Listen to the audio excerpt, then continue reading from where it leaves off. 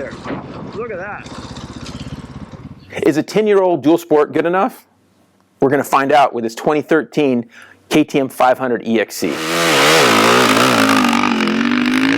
So this is my buddy Donnie's bike. He bought it brand new in 2013 for over 10 grand. And these bikes have stayed around that price. Now, they've gone up with this recent craziness going on, and the bikes, the 500s are 12 range out the door. You know, I think we're seeing in that range, 12.5 for an EXC. And in California, it's becoming, with the new bikes, EXCs are becoming what everybody wants, because it's getting tougher and tougher to ride on public lands, and with 22 and up bikes, you can't even get a sticker to go ride them in land. So an EXC bike, a Dualsport bike, is going to be the best way to do that. He bought this bike brand new, not realizing he was going to keep it this long. He usually doesn't keep bikes this long. And so in this case, he hasn't put a ton of time on it because he motos a lot, but he's put a decent amount of time on it, but nothing crazy. You know, he's not racing it or anything like that. And so we've done a few projects with this. We did a Racer X project with it a long while back. And then we just freshened it up with some new Decal Works graphics that look amazing. Got my logo, and we got his as well up front there, right, Donnie? Yeah. With First Turn Films. And this bike has been really good. So let's talk about some of the cool features. So you can see that one of the things you'll notice right away is Donnie swapped out to the black clamps. These were off of his 450 that he had, and he was able to do some swap around because he had some X trigs. So he had some moto clamps, and what he wanted to be able to do is get these clamps on here. They do look cooler. The stock clamps are plenty good, but with this older bike, unfortunately, you can't run the newer fender without running some bracket that's kind of hokey. So this was the simplest, easiest way for him, because he had extra clamps, could do that. So he had that luxury, and then he could run the whole new front fender and front setup, which is really nice. And then up here front, you see we went a lot of Takomoto. Mike has helped us out with some parts. He's really good at knowing the best things to do to your bike with different controls, for all the switches, all those types of things. He has his own custom blinkers up here in the front that are really cool, totally tucked in. With all of his stuff, it's plug and play. He doesn't sell you stuff that you got to wire yourself. It plugs into the stock KTM connectors. And same thing in the rear. He's got a kit here, and then blinker, brake light, all that's integrated into one piece in the rear as well. So that's really nice. He calls them the rear tidy kit. It makes it all tidy, nice and tidy.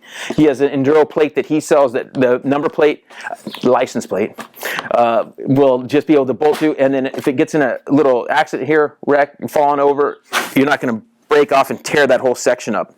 So this is an IMS tank, which is bigger than stock, but not as big as they sell. So this tank isn't all, you know, real bulky on you. You don't really notice that it's that big. And of course, being clear, you can still see how much fuel you have.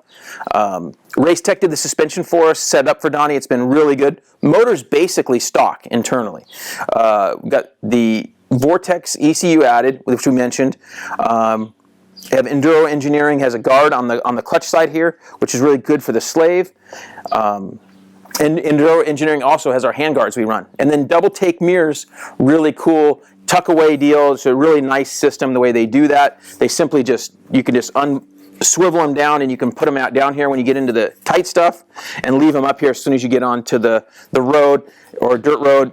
I like seeing who's, the guys following us and everything. It's really a good way. Of course, we have our Tusk wheels on here with Dunlop tires. We're not usually street legal on tires because doing so little asphalt, just connecting trails.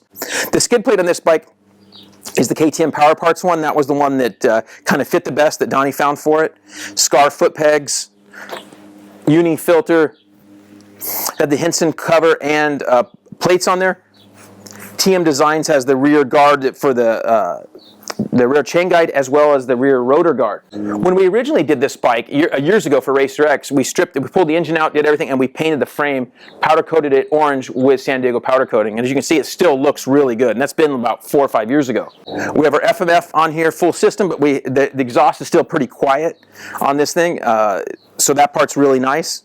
We have a few little Works Connection bits, some of the bling pieces. We have some of those on here. And of course, we always set the bike on our Works Connection stand when we're working or even just talking about a dirt bike.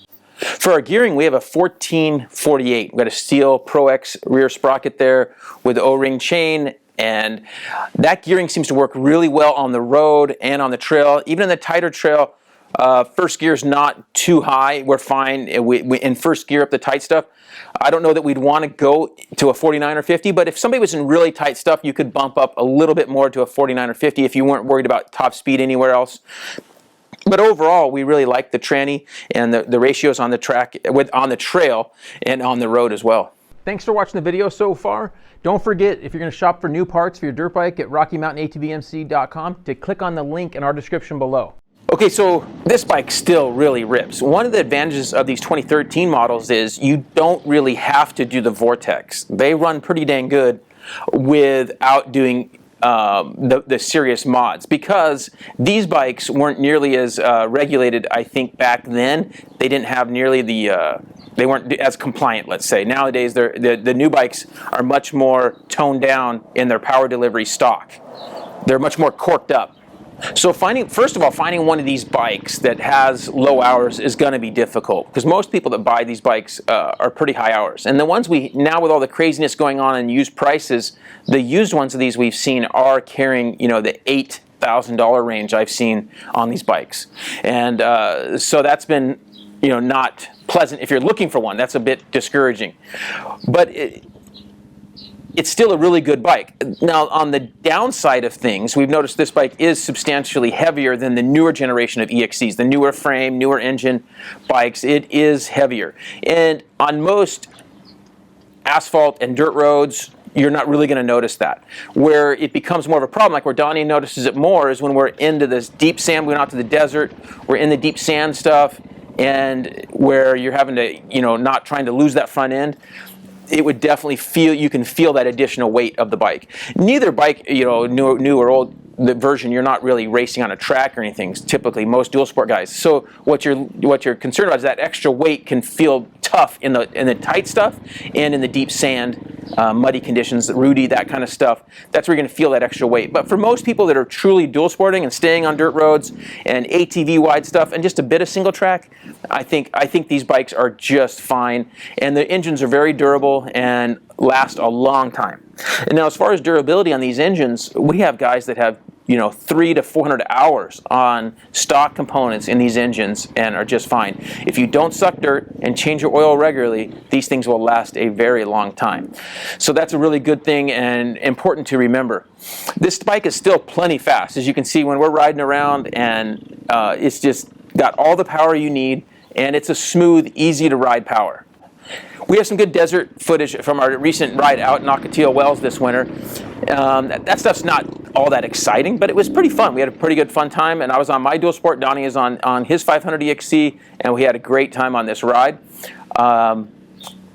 And also we have some really good footage from us out in Utah and out on Tokerville Falls area in southern Utah, and also in Warner Valley area. And this bike did really well in all those conditions. Spencer hopped on it. He really liked it in a lot of those different conditions. And again, it did fine on all those trails in Tokerville aren't that tight. I think some people would think they're tight, but compared to a lot of stuff we do, they're not that bad. And they're very, unless it's wet, they're very hard pack and pretty easy, relatively easy trails. And the bike did really well in all those conditions, which some people would be surprised, I think, at that. So I don't want to get people to think this bike can't do well. It's very capable off-road, just a little bit heavier in the soft, sandy stuff. On the road, you can see as we cruise through these streets and stuff, it's a great feeling. It's really fun. I don't do a lot of asphalt riding myself, so I'm always ultra cautious. I look everywhere. I look 4 or 5 times, you know, crossing through stop signs or stop lights. I'm always really cautious because I'm paranoid of what drivers are going to do. So I'm not an expert on you know, on the street. I do have my license, motorcycle license. I've had that for quite a while. Got it a while back, but I'm by no means a Dualsport guy. We mainly use, and Donnie does too, mainly use the Dualsport, just a little bit of asphalt, and then, you know, 80-90% on dirt, and that's kind of our, you know, MO is to do. So a lot of the pieces that Takamoto and some of the pieces we've added have made this bike even a lot better. The stock suspension is just not really rideable for any type of aggressive riding. And so, as you can see, when you're out in these, you know, off-road, deserty conditions, having good suspension on there makes a world of difference. Because especially if you're moto guys, you're used to going fast through any type of conditions, and you want to have good suspension. And Racetech's done a great job with the suspension through all these off-road conditions. You can see this thing really handles well. Again, as I mentioned earlier, it's becoming more and more common to be losing riding lands and to want to be able to find dirt to go ride on. And these 500 EXCs are better than any type of red sticker because you have a license plate. You can go legally anywhere that a Jeep can go.